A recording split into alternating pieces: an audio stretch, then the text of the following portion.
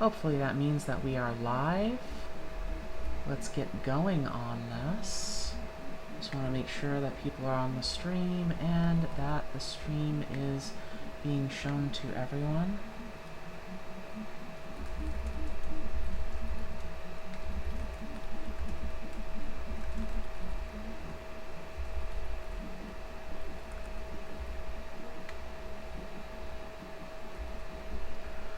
Okay. It says it's not started yet. Well, we will find out shortly if it is in fact started. There we are. Yeah, okay, that's started now. Okay, let's mute that so that we don't have everybody seeing everything under the sun. Okay, now I just need to move my preview screen over to the additional monitor. Okay, so welcome back to the Socket Bench, and I am the Socket Wench. So now we're going to do another relaxing day here, doing some soldering and working on some fun stuff. So the last time we were here, we were working on the front panel board. Now, we got most of this soldered up. However, we ran into a problem, which is we had colored LEDs, and we needed to find the resistor values. Fortunately, there was in fact a guide that I didn't know existed that told you all about that. And I have this mostly working except for one of them, and I'll show you what the problem is. So here's what I got so far. And it's a little bit hard to see all the different colors, but you can in fact see them just barely. The problems are that this one here is really, really dim. You can see it that it's on, barely. But also, it's really, really dim. And my other problem is that this LED, which is really, really pretty, it's got this lovely dark indigo kind of color, is not very bright except in circuit. When I put this in circuit with everything else, it is really, really dull. Really dull. So this is with a 1K resistor, and it doesn't even light up. Oops. No, I pulled the connector out. Yeah, you can see how it just doesn't light up with this coin cell at all. I could probably try connecting it to the power supply just to see if maybe it's a current issue, but it's really weird how difficult it's been to get this to work correctly. Okay, this is at 2.5 volts, and it doesn't want to light up everything. If I push that to 3.3 volts, most of them are pretty bright, and I can in fact see the purple one just barely. So maybe the problem is that this is going to be at 3.3 volts nominal and not 3 volts coming out of the coin cell. And maybe I'm overestimating just how dim it's going to be because I was being gun shy on the voltage. Maybe it's that. Like, exactly how much voltage is this thing putting out? Because it's... coin cells are 3 volts, aren't they? Yeah, this one's 3.098. So if this is putting out more of a 3 something, I think we might be okay with that one, but I don't like this 1K resistor. I found this one in my junk bin, which beeps out to 100 ohms. Let's try that one and see if that one is any happier. Oh yes, that's much happier. Okay, yeah, that's sufficiently bright.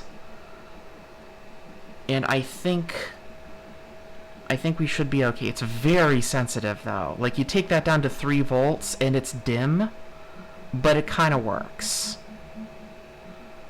So I think that will do it. We'll use these values for these colors.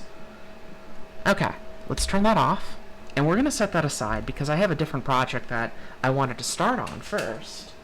That wasn't this. Let's put that in the drawer so that I don't knock it off the bench and completely lose all the parts. Because, you know, That tends to be the thing that I do. And we have a bunch of additional LEDs. You can tell that my component organization is awful. Utterly awful. I don't organize this stuff at all the way that I should. I'm working on it, but it was summer here in Minnesota, and it's still technically summer here in Minnesota, so it's hot, and I don't want to actually put more heat in the house by running the printer. Now, if you hear in the background, the printer is in fact running right now because it's actually fairly cool out. Okay, I have a threaded insert tip in there, and I need a bit of water.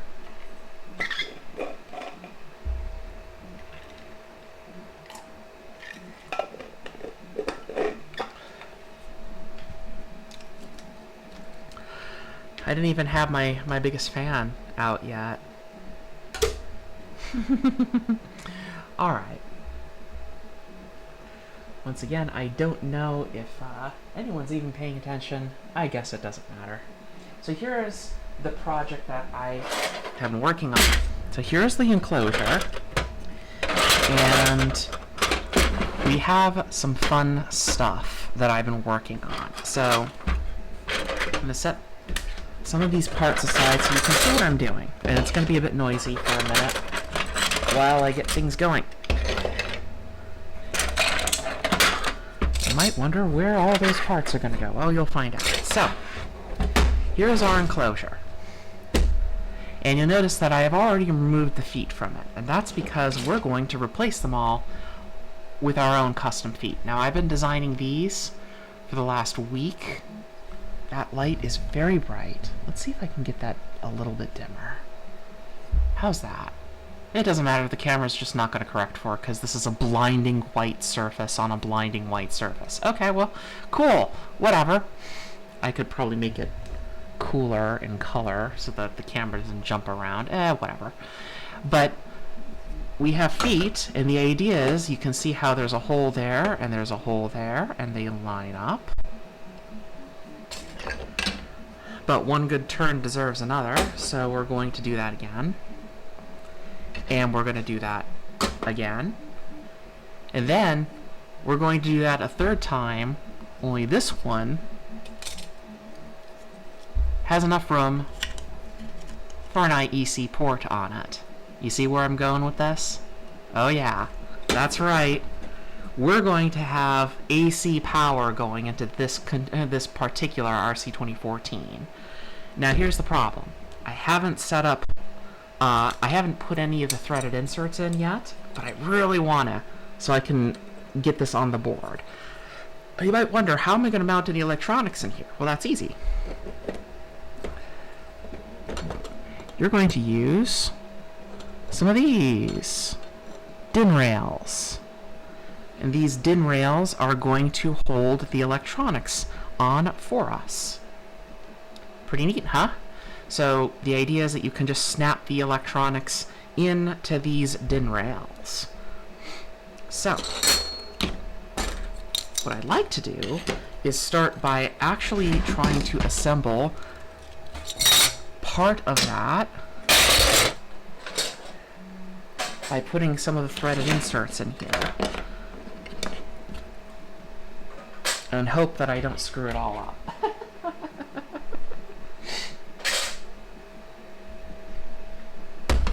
Alright, we need tweezers and a spudger. Where's my fine tweezers? There they are, buried under all the other junk. Because it's my bench. Of course it's buried under all the other junk. Okay.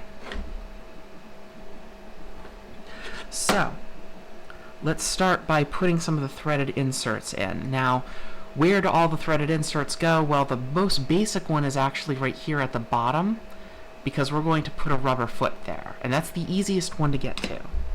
And now we'll find out if I actually printed these all with the correct size for a threaded insert. And then I'm just going to hang my head in shame when I discover I don't have it correct. You just put the threaded insert on the soldering iron tip for a second, press it in, and what I like to do is immediately grab a spudger and then press that flush with the surface. And there you go. Threaded insert. Just like that. So let's do all the other feet using the same process.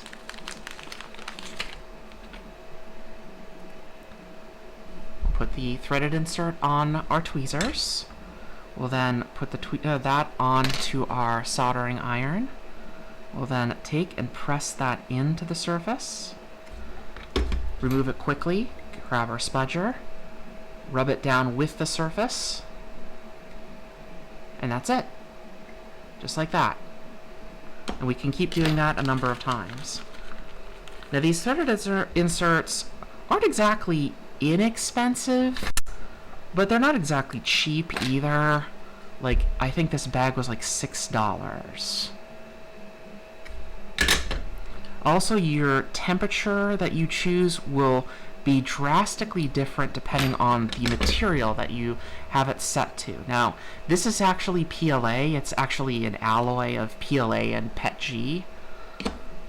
However, I usually have my iron set for ABS, which is a lot hotter. And it does take some practice to get these inserts right. You're going to screw up a lot. A lot. Trust me. One thing that's really weird is that I don't have my iron set to the melt temperature of the material. I have it set to almost 700 degrees C. Really, really hot. Why? I use the strategy I'm using is high impulse, short duration. So we put it on.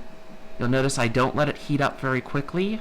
I press it in within seconds, remove the iron quickly, and then flatten it back out. High impulse, short duration. That's the real trick here. Okay. Now the next thing that's going to be fun is that there's two holes here which also need threaded inserts. How are we going to do that? Well, the other thing that's going to be fun about this is that this one's for the DIN rail, the one that's furthest out, the one that's closest in is for the case. Now for the case, it's going to bolt up through the bottom. For the DIN rail, it's down from the top. So you do want to actually make the insert this differently. You can put them either direction, but I have found that it's far easier because these threaded inserts, it's going to be really hard to see unless I pull out the microscope, which I should because I have one. Let's just get that set up. Take the microscope out. Okay, so let's take a look at one of these threaded inserts under the microscope, you know, if I can hold my hand steady enough for that. Okay, you'll see that they're not equal in this plane. That's because this surface is the one you want to press into the material, and it's thinner here so that it's easier to locate in the holes. Consequently, you do not want to have to bolt from that direction. You want to bolt from this direction. So as a result, we need to make sure we put this in the correct orientation for how we're going to be using it. Alright, we're going to move that back because we do not want the microscope getting in the way, because this is going to be a very quick operation again. Alright, threaded insert on our tweezers. Put it on the soldering iron, and on the underside, closest end, we press in. Remove quickly. Flatten out with a spudger.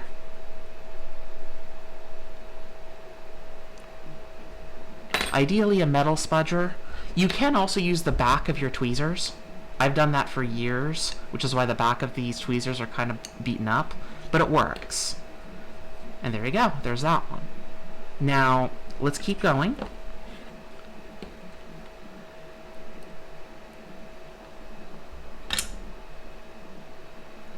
You don't want to use your fingertips to put these inserts in. Now, another thing that's going to be tricky with this is that In order to minimize the size and build time, you'll notice that these are actually through holes. So there's no stop there, and if you press too hard, you'll go right through the material and ruin the print. So you want to be real careful, and this is why I usually watch it from edge on so I can see if I'm getting really close to the surface. Alright, let's keep going. Any commenters today? No? Okay, that's cool. We don't need any. It's alright. Everyone's probably watching the DEF CON streams. Underside, press in, watch from the side very carefully. Remove quickly, grab the spudger, push it down.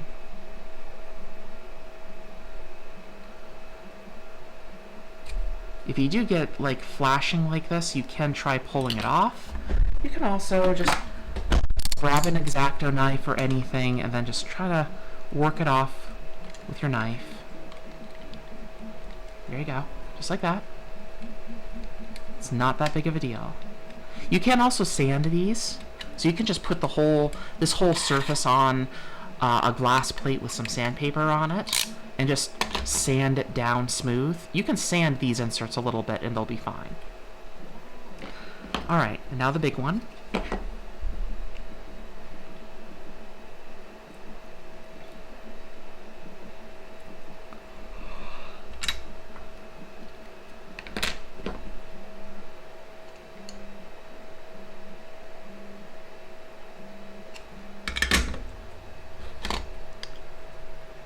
Doing threaded inserts is definitely where you want to be as zen as you possibly can get. You want to be relaxed and calm, because if you get too tense, you're going to ruin a print. And when you ruin a print after putting a ton of threaded inserts in it, you're going to feel awful.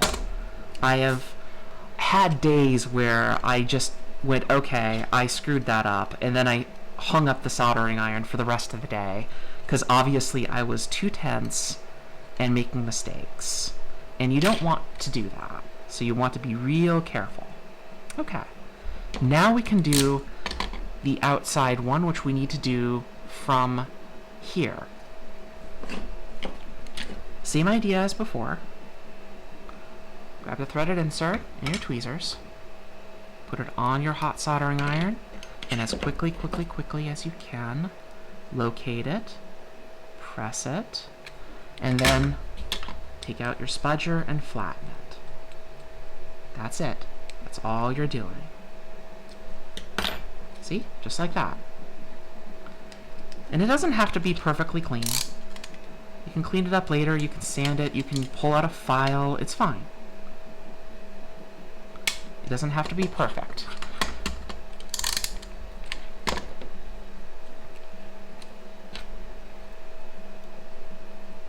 The reason why I want to do this now is because I want to think about getting all of the parts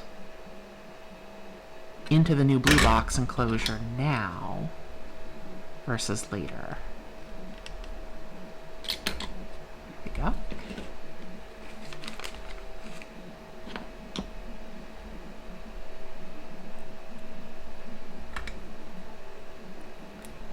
Just keep going.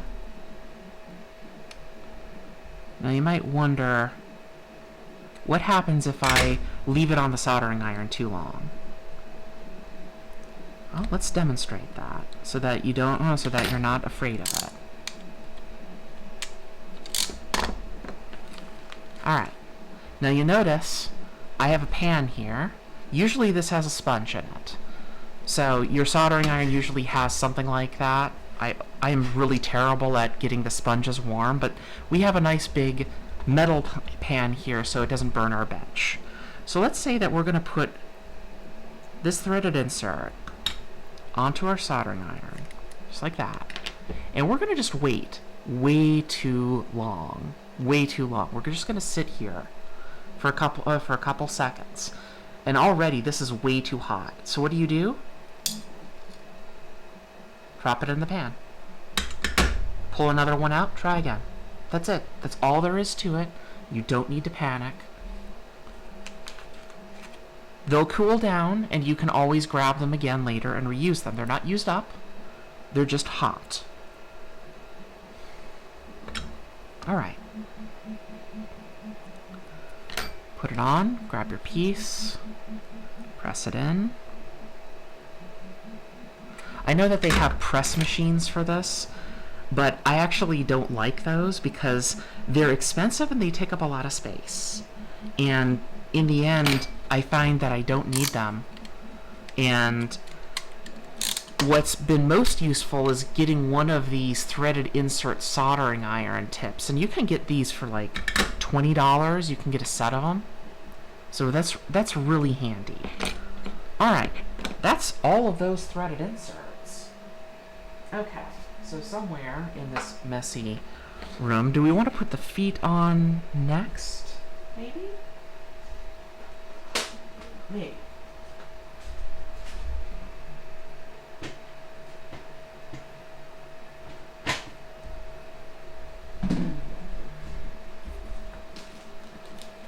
How's everyone's week been doing anyways? Mine was a combination of a lot of bad sleep and a lot of needless stress. Okay, so here's the original case that I built a while ago. And what I'd like to do is actually remove these feet and reuse them. These are the same feet that are used on the Voron 0. Hey, we found the right size the first time. Imagine that. I'll just pull those off. And I don't quite know what the size is, but I'm just going to harvest these parts.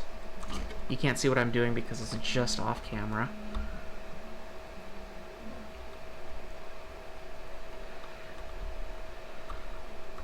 Come on. There we go. Let's unscrew those real carefully. Really carefully. There we go.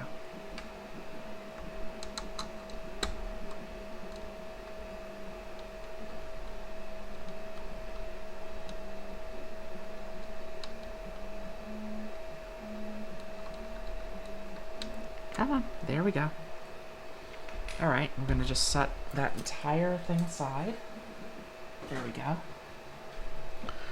And let's see what size these are, because I actually don't know. They're an M3 button head of some sort. These are 10s, 10 millimeters. Is that going to be too much for us? Feels like it might be. Like, we don't really want to go higher than 5 millimeters, and we probably could move these down to 8s, but I'm not sure if I have enough 8 size button heads. Let me dig around my junk drawer. I'm wrong. I'm totally wrong. I do have some. Alright, let's just we'll recycle these. 10s would probably be fine. They're like just the right size. But let's try some 8s and see how I feel.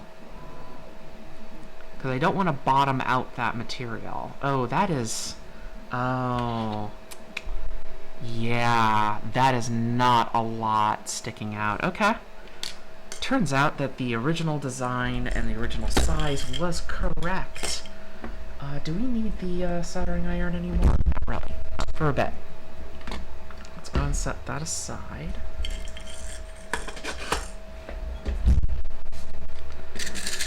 And we'll just dig into our parts bin here. M310 button head screws. They can be sockets. That's fine. They use a lot of button heads for the Voron 0. So I've got lots and lots of them. I'll just bolt those down.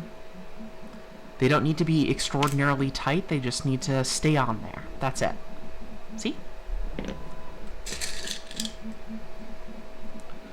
And we'll just do that for each one of these.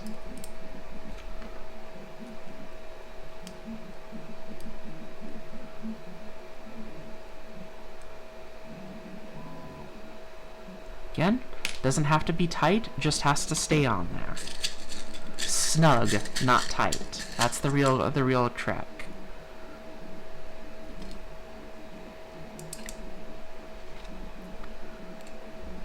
And the reason why I want to do all of this first is because I can't actually put the computer inside of the Blue Box Enclosure until I do this first. Because we had to remove the feet from the original enclosure, and they bolt from the inside. Which is also why these are opposite of each other.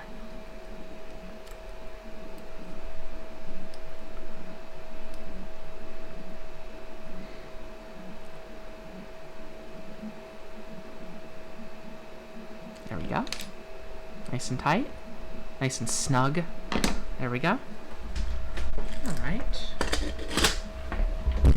Now we need a Blue Box Enclosure. And we need to take all the stuff out of the Blue Box Enclosure that I keep putting in the Blue Box Enclosure. Because I don't know where else to put it. Take the top off of that, so we don't need it anymore. Okay, so here is our Blue Box Enclosure. And what we want to do is figure out what bolt size we're using for these. I would say that we could probably use anywhere from a 4 to a 4, a 5, something like that. Let's see here. What do we got? We have some 5s. So let's pull out some 5s. We could also do a long one and then also put a nut through on the other side to really make it stick. If we were to do that, we would probably want some 8s. Let's see here. 8s? I just had the 8s out. The thing with 8s is that they're a lot less popular than 5s or 10s. 10s are a lot more common. So let's see what an 8 looks like.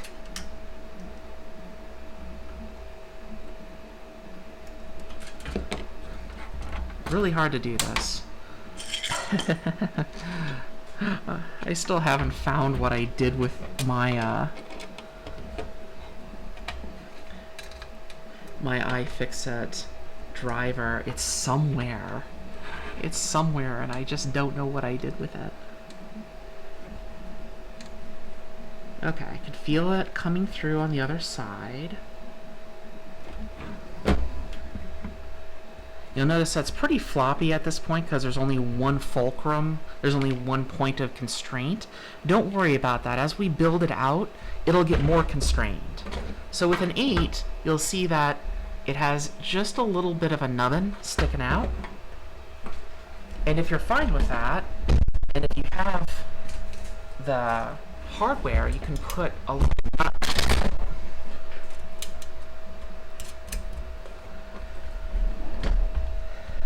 And I still don't know what I did with that iFixit driver of mine. What in the heck did I do with it? It's still upstairs, isn't it? It's probably where I put it last. That is too small.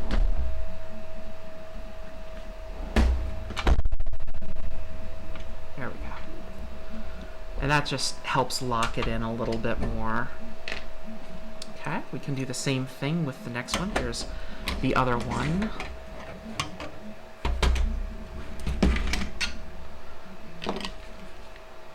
Grab our hardware.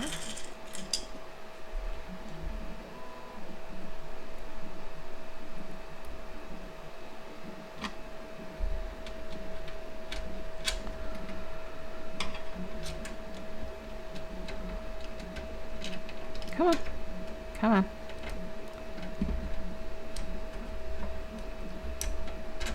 This is so awkward.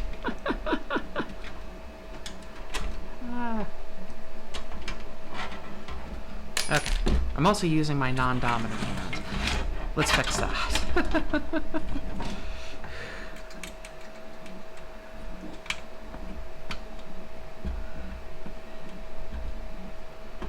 Dominant hands is such a weird evolutionary emergence. There we go. That's nice and tight on there.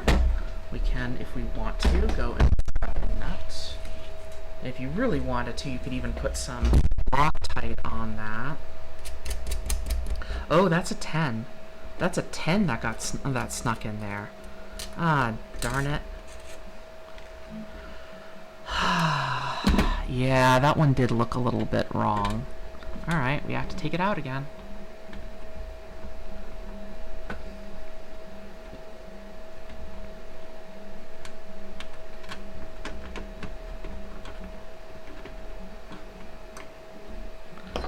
And that one should go into the 10.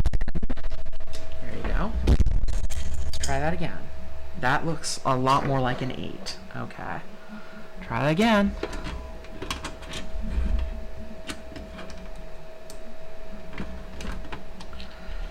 Now, one thing that you might notice is there's a little depression here. See?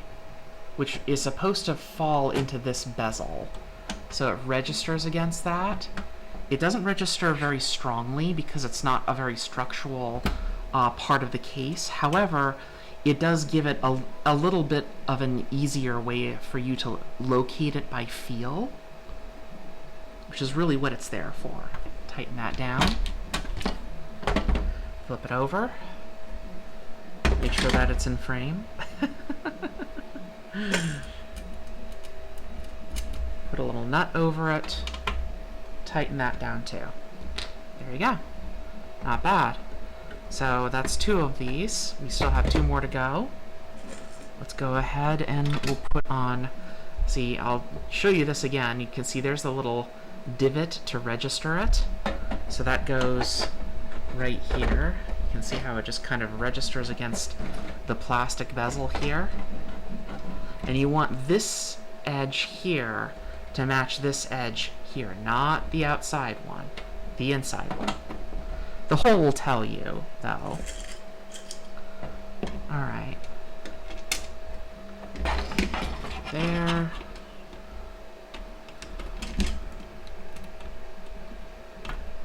Give myself an RSI fit by actually doing that at an incredibly wrong angle. Ow.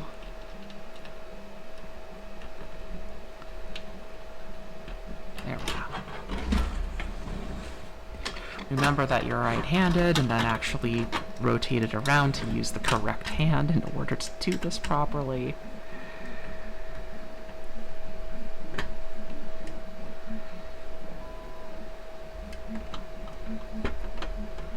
Oh, don't tell me this is another 10. Please don't tell me this is another 10. I don't think so.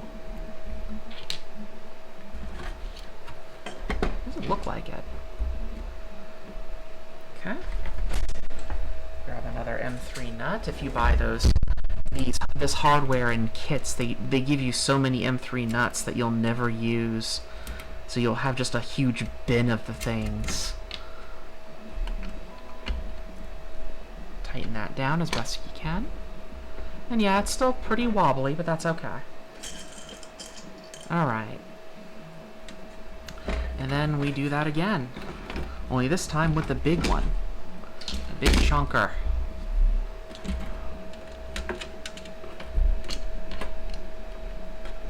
And it goes on the same way as all the other ones. Oh, this looks nice. This is the first time I'm seeing it assembled. I've only seen it in CAD and putting the parts on, but to see them actually stuck to it is like... Let me fangirl for a moment. Just give me this, alright.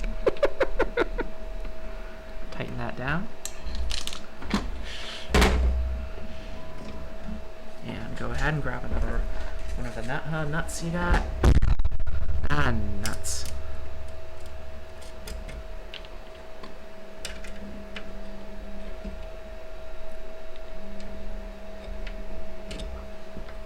That'll do.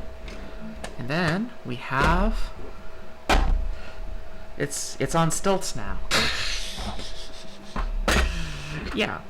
So that's what it looks like from the front, and you'll notice there's obviously something missing. There are panels that are not printed yet that bolt into here, and they bolt through these holes.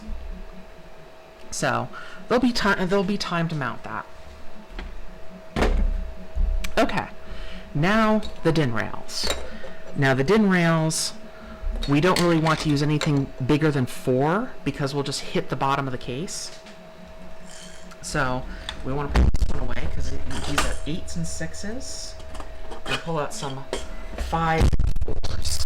5s will probably be better because 5s are going to be able to withstand the additional size. Like, these DIN rails are not completely empty, not completely like thin as nothing, but they do have some distance. Now the holes are also a little bit small, a little bit big for M3s, so if you do have washers, you might want to put washers down. Do I have any washers? I have M2 washers. Any M3 washers just hiding somewhere that I missed? No? No? No, it doesn't look like it. Okay. Then we'll do without. Yeah, come back here. You could also use socket heads here, which have a bigger head structure. So you might be able to get away with it there too, but I think probably a good mod in the future might be to use like M4s or M5s here, which is just completely too much. Because man, I am just barely getting this to fit. I have to kind of align that. Okay, now I really do want to see if I have any washers. Because I thought I did have some hiding somewhere. No, none there.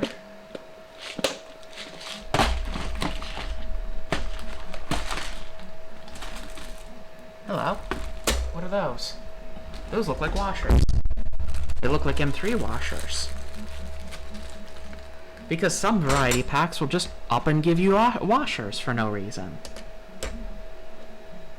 And by using washers here, you'll be able to expand that head out just enough to cover the DIN rail. So we'll just do that. Beginning to think you could use 6s here now, but I actually don't have any 6s left, so we're going to use 5s. Okay, yeah, that washer helped a little bit. Not much, but a little bit. And just bolt that down, and there you go. DIN rails in there. Repeat the process. You know, notice now the DIN rails also become structural elements. Now they're providing an additional amount of constraint for the feet by keeping the feet from sliding around too much in one axis. And when we put the panels on, that will basically fully constrain it. At least that's the idea. You know, my fingers are too big for this. I need to go to the store and get myself some smaller fingers. They sell those, right? Tiny fingers for the narrow-shouldered among us.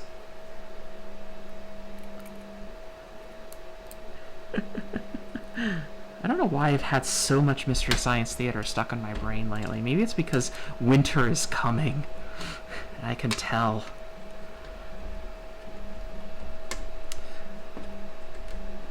Apparently today's Monstrodon is going to be the Wicker Man. Not the 2006 one that has the bee meme. Not that one. The actual serious British film. That's going to really confuse people when they keep wondering, where's Nick Cage? Where's Nick Cage? Isn't he in this film? It's like, no. Nicolas Cage is not in this film. This is the British film.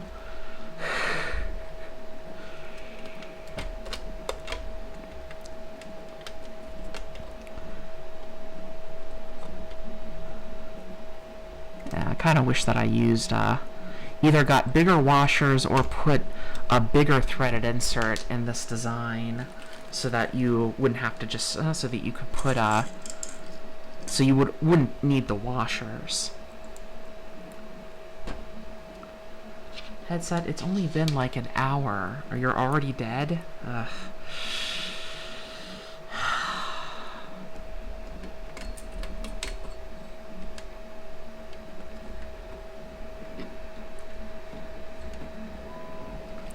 Bolt this one down. And there you go. Okay. As you can see, we now have feet. And that's when I realized I forgot to put some threaded inserts in this one specifically. So we're going to have to do this the most cumbersome way imaginable.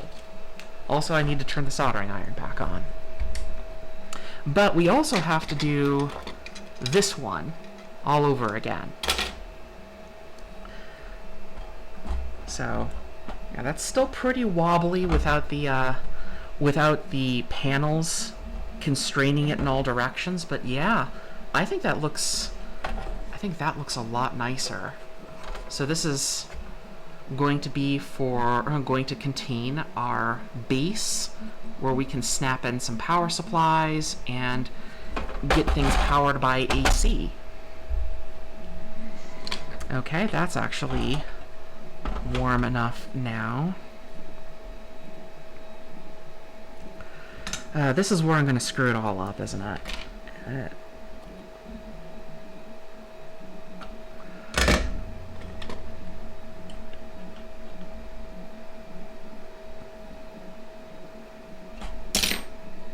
That one's fine. Let's do that again. I'm going to screw this one up. You just wait.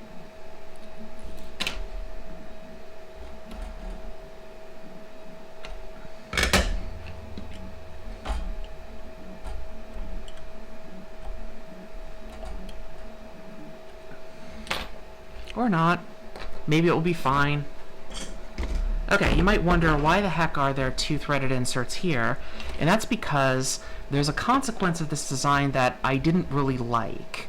So the panel needs to bolt through here. So you actually are going to reach your Allen key like all the way through here to get to a hole in here to get to the bolt here that goes into the panel here. So there's the problem. There's going to be an IEC port the way, so how do you handle that? Well, we get ones that you can remove with hardware. And also, you'll notice that this is beveled here, just like this is beveled here. And that's intentional so that you minimize the bridging. Plus, this big flange on the outside hides all of the printing sins that happen around here. So you can print this without support if your printer is capable of doing a 1.5 centimeter bridge. You can just drop that in. There you go. And we can bolt that down now so that it's actually there. I don't have the wiring for it, except I do from the previous one. So all we really have to do is actually wire that up. So we'll set the whole case down. We'll grab this. Somewhere around here, I have a bag that has the switches in it, because we're going to need those. We're also going to need this one. I need to rob all the hardware from that later. Pull out a switch. Set our parts aside. And then we want to make sure, first of all, that it actually does have a functional switch. So let's get out everything.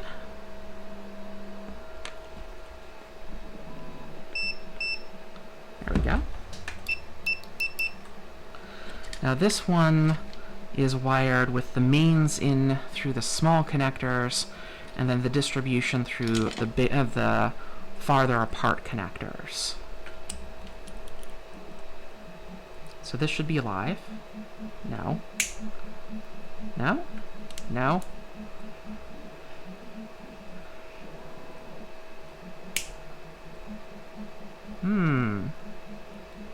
Oh! I hit the button. It wasn't making sound anymore. I'm a fool.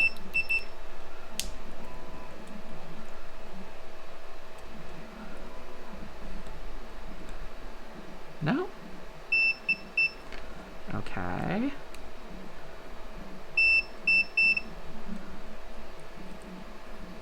course, you don't want it to short out. Ugh. Okay. You can tell I'm tired, can't you? Yep, that's disconnected now, just like you'd expect. So we should be able to just transfer the wiring harness from this one to this one.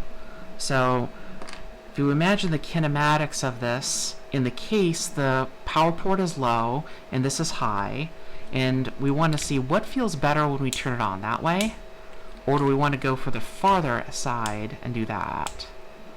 Honestly, I feel like that. That feels like on to me. That feels like off to me. Makes off more intentional than on. So let's do it like that. Can just press that in already. Another thing that you have to do, and I did this earlier, is that these ports come with a fuse holder. So you need to put the fuse in the little clip, not the square, the clip, because you'll feel it when you press it down into the receptacle. It'll snap, and that's how you know that it works. Okay, so now we can start transferring all the cables. We can start with the ground cable. We'll just pull that off, and that goes to this bottom connector down here, just like that. There's the ground line. Then we'll start with this one. You'll notice that it is polarized. So in our switch, we have it set up along this orientation. So we want this to be red, this one to be black. No, it's not the official AC line colors, I know. But we're just going to transfer it, just as if we do know what we're doing. There we go. Are those pretty solid on there? Yeah, those don't really want to go anywhere. Okay. So now we should be able to transfer these. And you'll see that it kind of corresponds. That you have this one goes to this one goes to this one. So we'll pull out one of the big ones first. Why? Because then we can pull out this little one that's in the middle, and it's going to be a lot harder to actually deal with. And then we transfer that one over. And we connect that to this line here. Just like that. And then we do the last one, and it's really easy because there's only two connectors left. Pull it off and connect it. Now I could have gone through the effort to redo this wiring harness, but it's right here, and I don't have any more of this heavy gauge silicone wire, which is way over spec for this. And I need to take a break. A drink.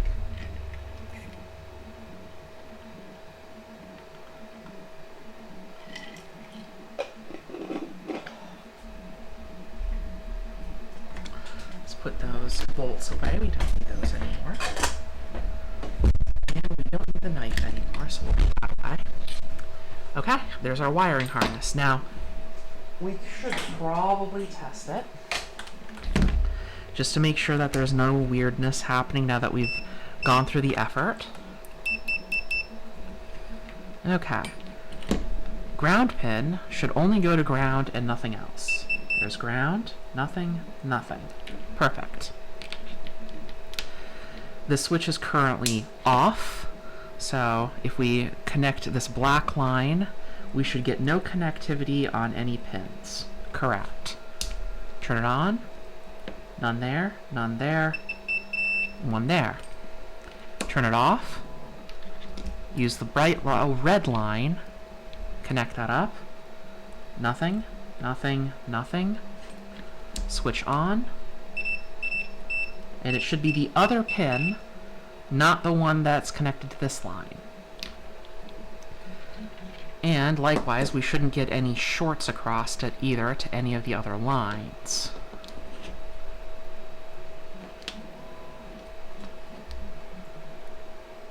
Perfect. So that should be pretty well wired at this point. So we should be able to just use that wiring harness all over again. Then we can go back and put it into our enclosure. Slide it in. And this one has chamfered screw holes, not flat ones. So it has flange heads, so we probably want to use a flange head bolt. Let's see here, what kind of flange heads do I have? It looks like the best I have is some 4s. Although 5s or 6s would be far better for this. But I have some 4s, so I might as well use some 4s. And then I just need to find a Allen key for that. There we go.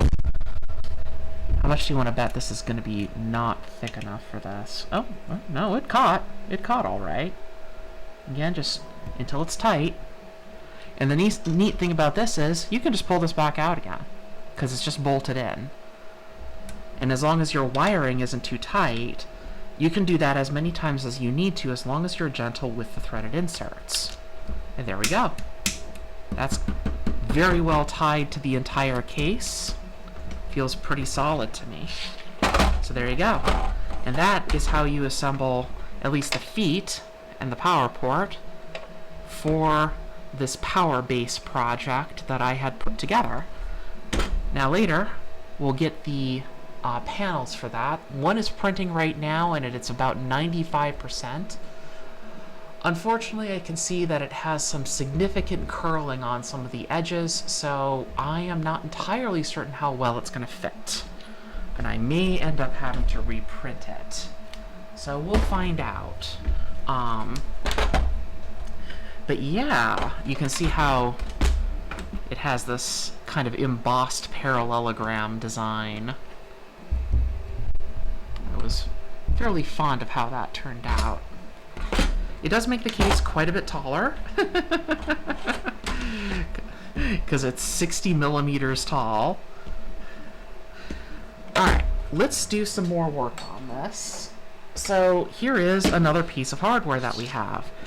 And I made a design boo-boo on this one, and you can see because this part is the same as this part, except the holes are in different directions. So the holes are here in this one and here in this one. So we need to take this apart. We'll steal all the hardware. Oh, and I need to put threaded inserts in it. So before we steal the hardware, let's put threaded inserts in it.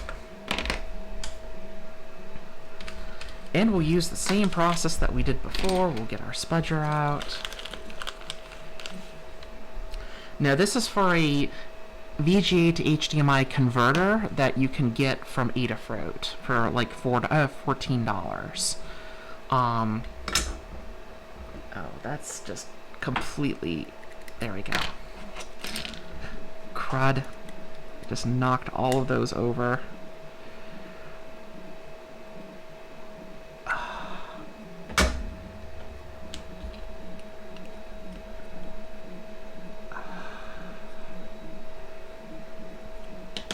Wow. So this one's not going in all the way because I actually was a little bit too fast pulling out the soldering iron. So you can put it back in and readjust it, but you gotta be real careful with that. Almost no pressure. No pressure at all. Because if you too much pressure on it, you're gonna trash that insert. And you don't want to do that. Totally lied when I said we were done with the knife.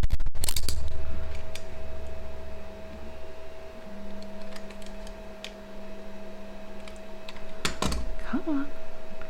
Now, the honest truth is you can also use a side cutter,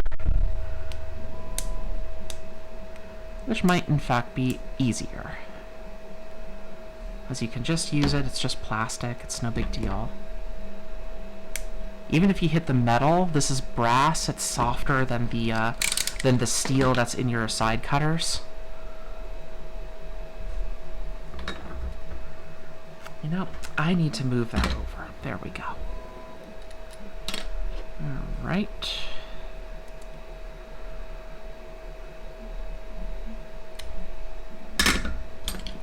Oh, that one I almost pulled out with the soldering iron by mistake. Ooh, that was fun.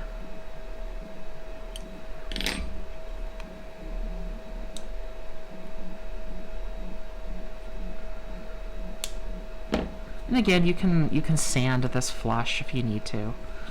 All right. Then we have to do all 4 of these posts. You can also do another technique where you locate the insert into the item first, and then you can press them down. Some people find that easier and more comfortable, and if you are one of those people, you should totally do that, because if it works for you, it doesn't matter what I say. The reason why I tend not to like this is because I tend to torque it down too much on the bench, because I don't have anything between me, and I have parallax issues because I'm not looking at it edge on, so I don't know if I'm getting it angled wrong or what. Whereas if it's in free space, I'm already holding it by 2 hands and I can quickly manipulate and maneuver, and I'm just a little bit more used to that.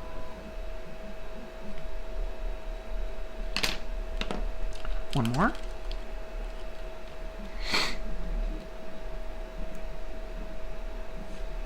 Not a single comment today.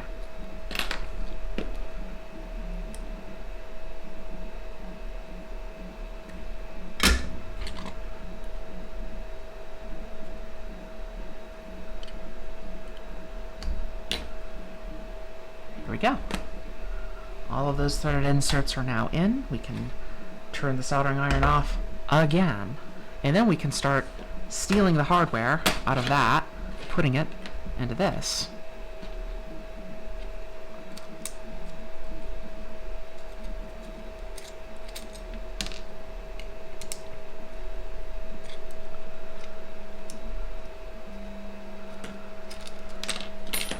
These are socket heads,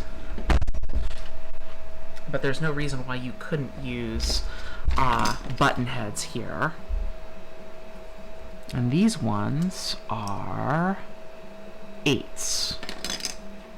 So this is a DIN rail clip that you can get from the Voron 2.4 repository on GitHub, and I found that this is just the best DIN rail holder. It's for the rc2014 power supply, which we will also be using. So you just print off an extra one for this VGA holder. You just thread the bolts through more elegantly than me.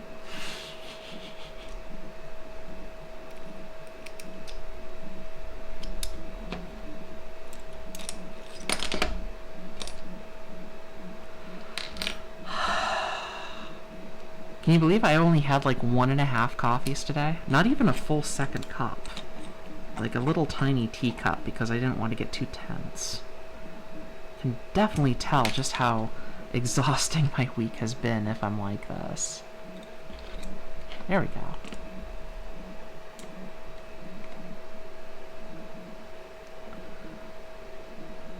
Once again, you want it snug, not tight, because otherwise you'll blow right through the underside of the print, and that will be bad news.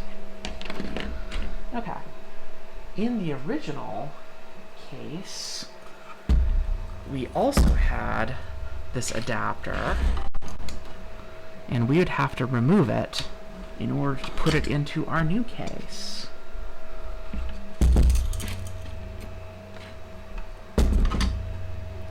Fortunately, it uses the same design, so we can just pull the sockets out one at a time and transfer the parts.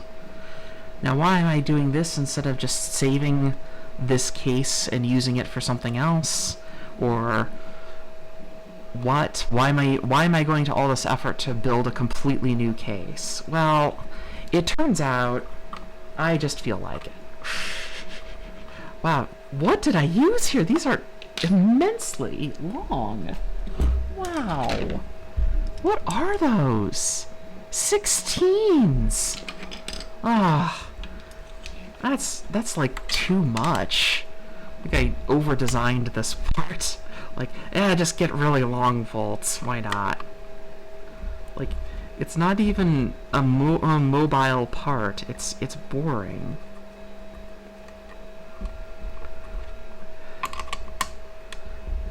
Come on.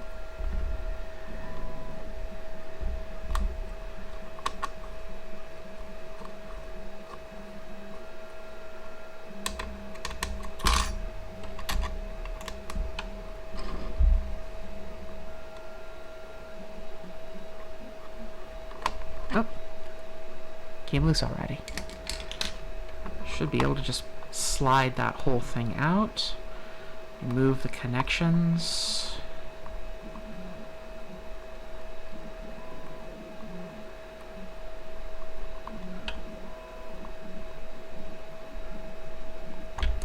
Remove the power adapter and remove the HDMI, and then you have your box. Set that entire thing aside.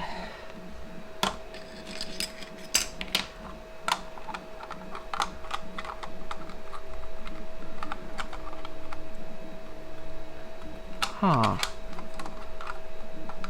Well, that's interesting. It's really tight on this one. Wow. Okay. Did not expect that.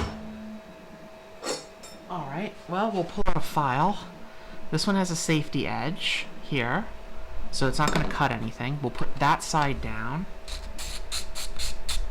and we'll just go at it for a minute or two here.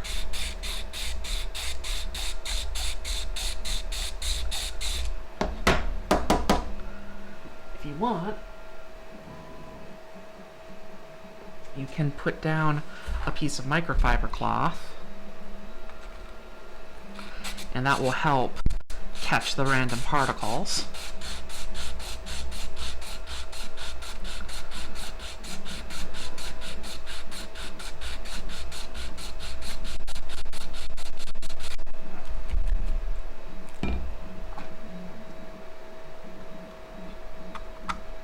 Yeah, that's not perfect, but it will do.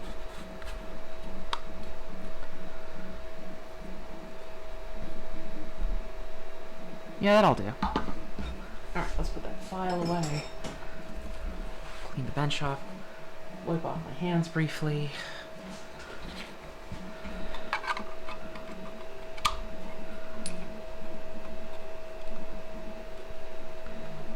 Just goes all around it, nicely snug. And then we'll just borrow the bolts from this one.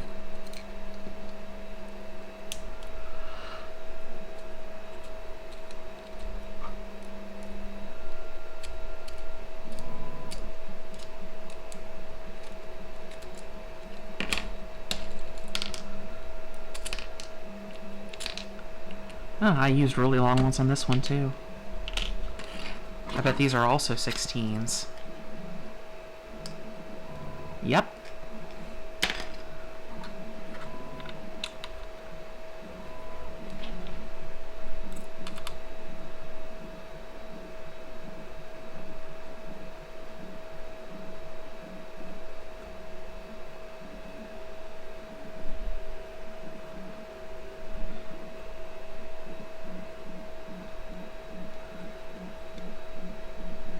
This is totally an over-designed holder for this. It doesn't need to be nearly this aggressive.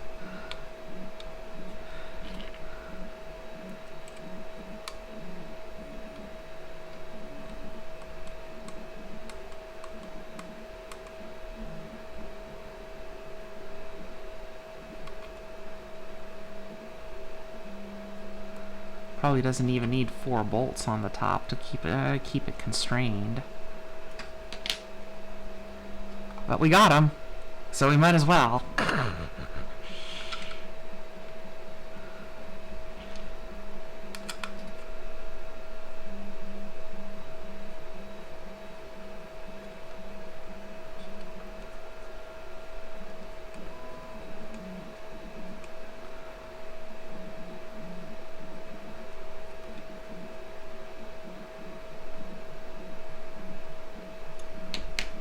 Again, it doesn't need to be really super tight. It just needs to be, you know, sufficient.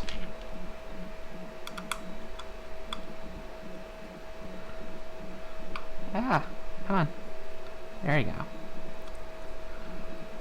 The nice thing with the socket heads is that you can use a bigger, thicker Allen key, which might be a little bit easier on your hands depending on your wrist and finger health and your dexterity. So keep that in mind when assembling things. I believe that I designed everything to either use button heads or socket heads. The only exception is going to be mounting the feet, mounting through the case through the original footholes. Okay, so there's that part. And you might be wondering, okay, so what? Now what do we do with it? Well, what we do with it is we find the spot that doesn't have any ports on it, and we snap it down. And that's that. Now it's part of the case.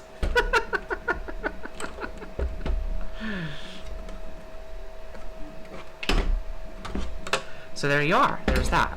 And my headset finally died. Well, let's get the other side. There we go.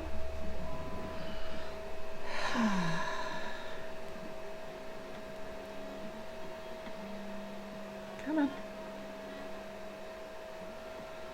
No, you need to go through the headset. Thank you. Alright, and there we go. So that holds that in. It should be just below the foot level, so hopefully that will not have any issues. And there we are. So now we have that hooked in. It's possible to design this part differently so that you could actually have less vertical space here. But this works as well, so I'm not too worried about it. Let's also offset that. We'll put it further to this side because we want to put the power supply over there. Speaking of, we probably should see about trying to get the power supply out of this. Now here's the problem. I see one bolt on this side, but not here because this breakout plate is in the way. So we're going to have to get that breakout plate out first.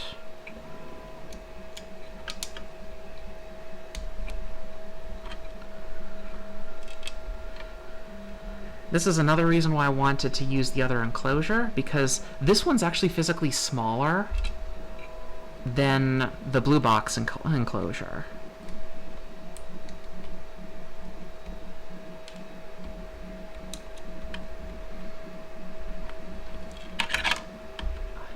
So everything was a lot tighter to get in there.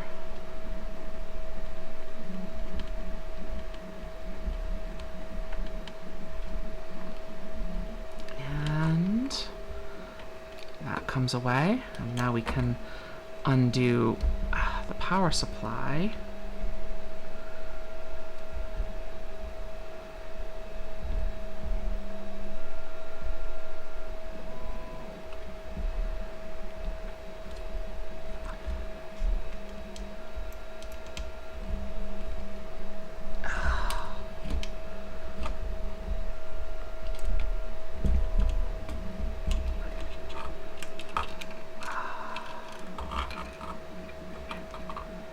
Just undo these Wago connectors and gently tug out the adapter, and there we go. There's that removed. Okay, now we just need to remove this base plate because we're not going to use it.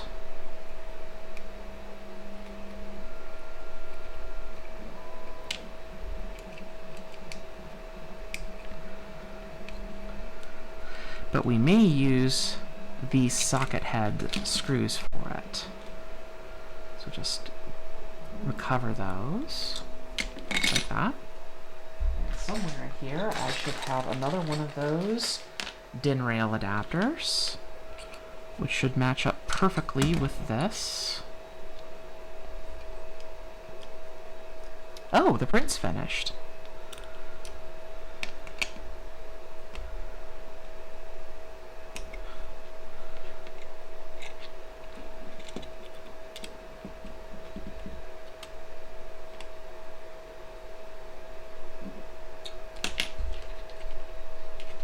There we go. That's pretty good. Pull out our other case.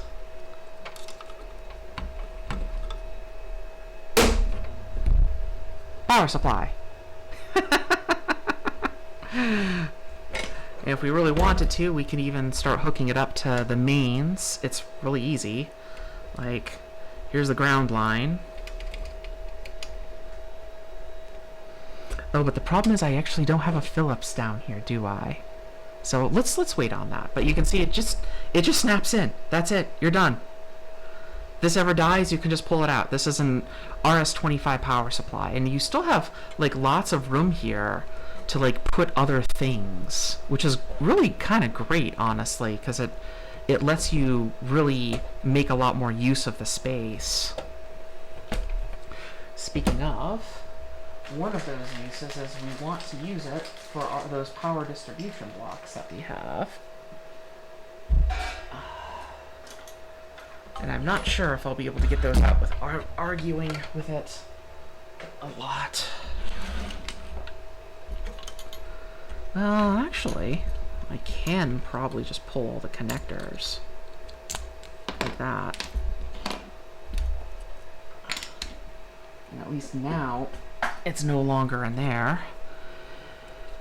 And if I remember how these are designed, is there's no way of getting them out non-destructively from the original plastic. So you basically have to peel it apart and get all of the different parts out of it.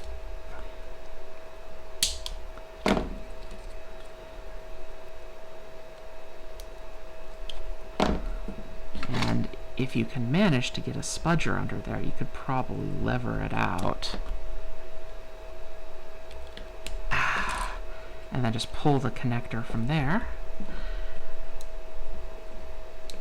Oh, that one's so tight.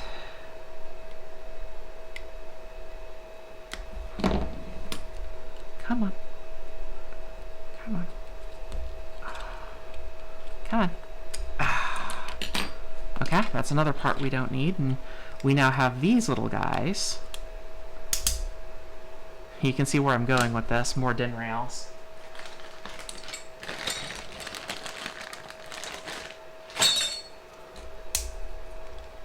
Slide those in.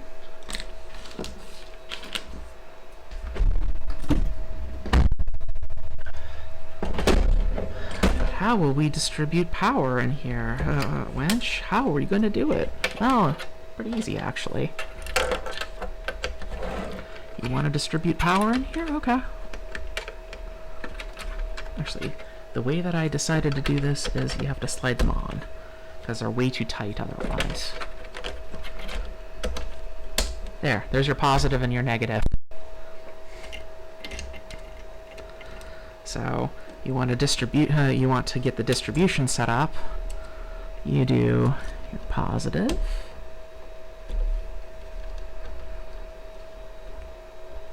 Shove that all the way in there. Your negative. Shove that all the way in there. And you may want to just move that around, find your good place for how you're going to put all of this together. Somewhere in here, where did that one connector that I had go? That was this one, which was the USB one, which connects to here. And once again, negative goes to here. And positive goes to here. There you go. Nice and very easy to modify and get all of the things. And if I had a a Phillips head, we could even connect the mains lines to it.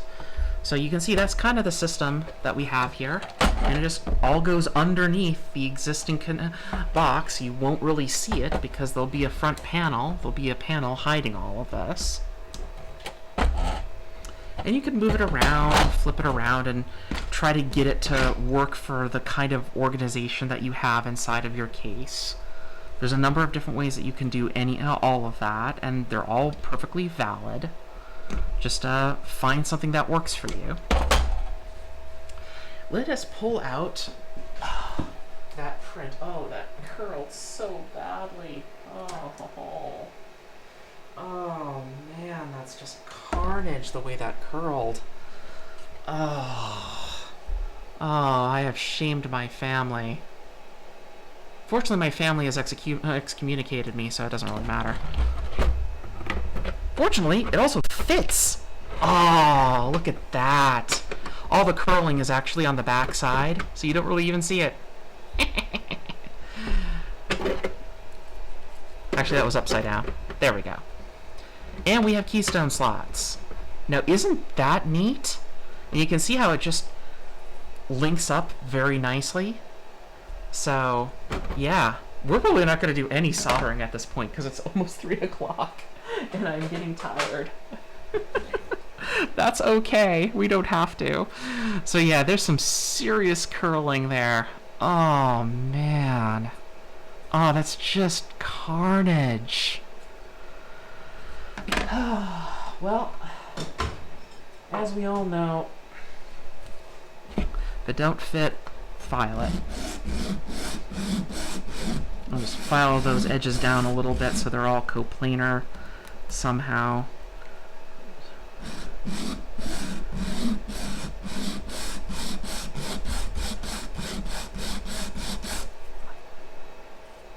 Man, that is just a nightmare. Just how badly that curved, but it looks perfectly fine from the front, so maybe I don't care. Are those bosses too small? They might be. This soldering iron's off, so it's cold. No, that's fine. It's fine for the soldering iron. How about the spudger? Yep, it's not thick enough. And that? Not really. So I really need to redesign those to be bigger. Well, that's parametric, so I should be able to fix that. So that's what we'll do before I print the next few.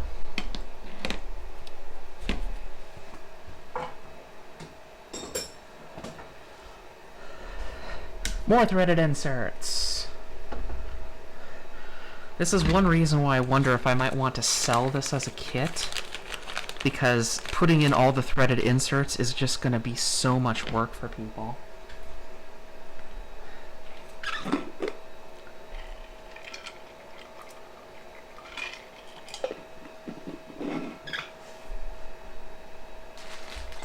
Also, you might wonder, why the heck do we have these big chunky, these big holes in it? Well, it turns out it's for these keystone slots. And what you do is there's a little catch at the bottom here. What? Why is... Oh, I have it backwards. Okay, so the side that fits, you slide it in, you angle it. You see how I'm angling that? And there's a big clip on the top. Ta-da! And now you have a port. Ain't that cool? You can do that again, too, with USB. And there's also ones for Ethernet. Not that the rc2014 ever uses Ethernet, but yeah, ain't that neat? You can just do that. You can pull these out, just like that. You're perfectly fine. This one's a little bit more stubborn. But you can do it. Alright, soldering iron should be hot. Let's put some threaded inserts in.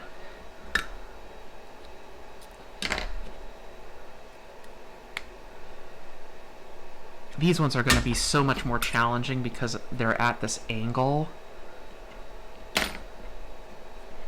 I really need to make this boss here a lot a lot bigger so that you can register a lot more confidently with it. I'll fix that in the next rev of the SCAD for this. And since this is the first one of these I printed off, I can fix that before printing off any the other ones. But yeah, you have to be careful to get that in there in the correct axis with the rest of the longitudinal axis of the panel.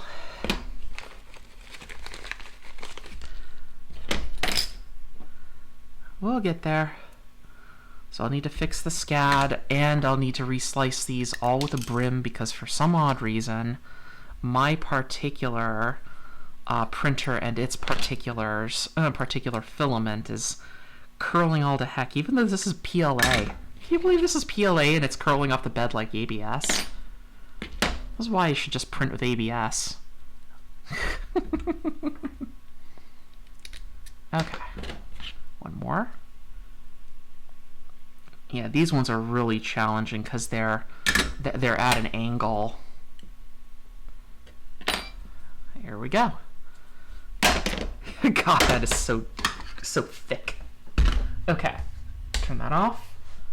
Bring back our blue case, and you'll be like, "Oh no, we're going to have to bolt through on one of these sides." And you're right, we will. I also don't know what bolt size to use on these. Let's try some socket heads. Will an 8 fit? Let's try an 8. We can just shove that straight on through. An 8 is definitely not big enough. Alright, that looks like it might need a 12. Wench, didn't you design these with, a known size in mind? Like, well, you'd think that I would have done that. That's a 12, and that's not big enough. How much do you want to bet these are 16s? They're going to be 16s, aren't they? The problem is I don't have as many 16s as I'd like. Let's try a 16. Well, of course they're 16s. Why'd you do that, Tess? Why'd you do it? Why'd you do it, Croc? Why'd you do it? I'm just bad, kid. Kid then gets into an existential argument with Croc from Batman.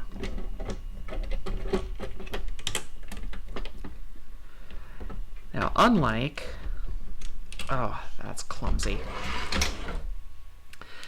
Probably would be less clumsy if I did it on the edge and take advantage of this local gravitational field that we're in. There we go, and that just sucks that right up into the panel. You can see how much easier it is because you bolt right through it. The Voron Zero has the threaded inserts in the feet, and the panels are a lot lighter. But because of the way this bolts to the case, I wanted to make the panels beefy so that it became part of the structure. That came at the expense of print time, but I felt that was kind of worth it.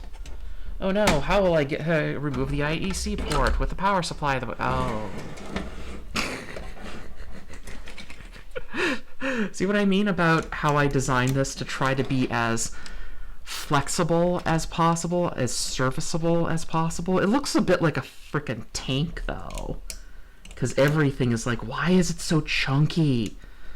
That's just how I designed things. I designed things to be extraordinarily chunky so that it's easy for me to do maintenance on it.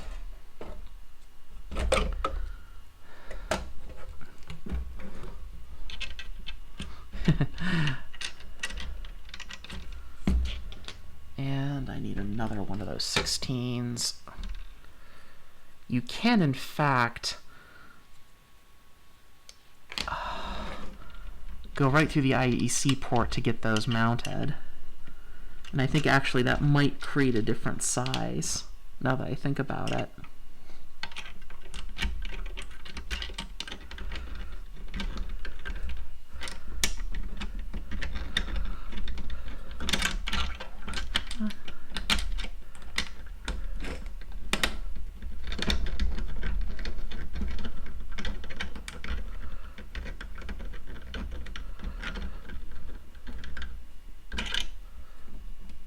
Yeah, that's a different size. Those aren't 16s in that orientation. There's a different size there. What's... Feels like that's gonna be a different size. Let's try some 14s there. Let's decrease that by 1 millimeter, by 2 millimeters, and see if that actually makes a difference. Not sure if it will.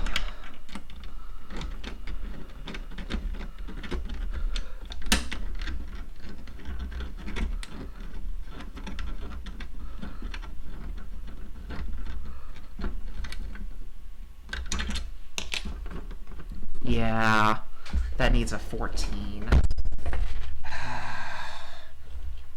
I wonder if I can fix that by changing the offset there, if that's just going to be how it is, because there's just not enough room there to make a difference.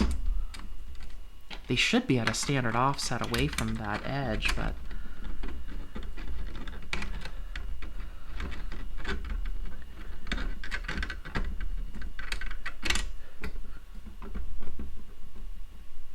What? That one is like a completely different size too. Are these both like 12s? Should they both be 12s?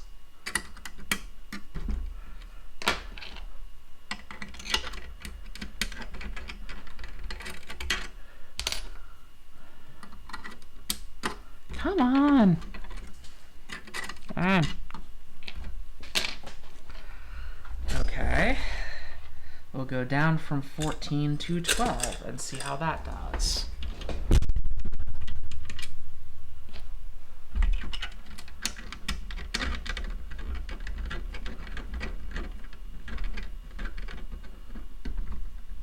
Yeah, that felt a lot better. Let's remove the other one and we'll try... I thought these all had a 2 millimeter offset. But maybe I'm wrong. Maybe I screwed that up somehow. Wow, that one's really deep. That one actually does need it. Oh no. Do all of these have this weird offset? That would suck, but why would the other two work then? I'm confused. Whatever. We'll put that back, and then we'll put this back.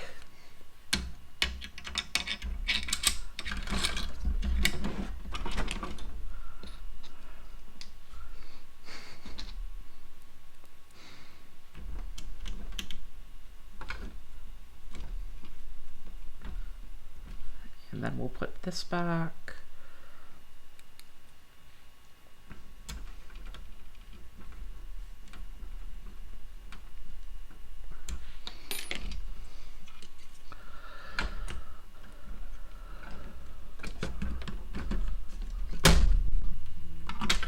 And there we go. Now we have the rear on. And yeah, you can see that it's something ain't right there. I'm not sure what the deal is. I might have to go back and take measurements all over again for all of these based on the real sizes and see if maybe I just got the dimensions wrong somehow, or maybe if it's just the distortion from all the curling that's doing it. I don't know. It could be fine. It could also just be like moved over wrong. Like this could be bent or something. I don't know. But there you go. And that adds a whole bunch of additional body to that case. And my phone beeped. And I'm guessing I also need to start getting back to doing housework before the rest of the weekend ends and Monster Dawn starts. So I think we're going to call it here today.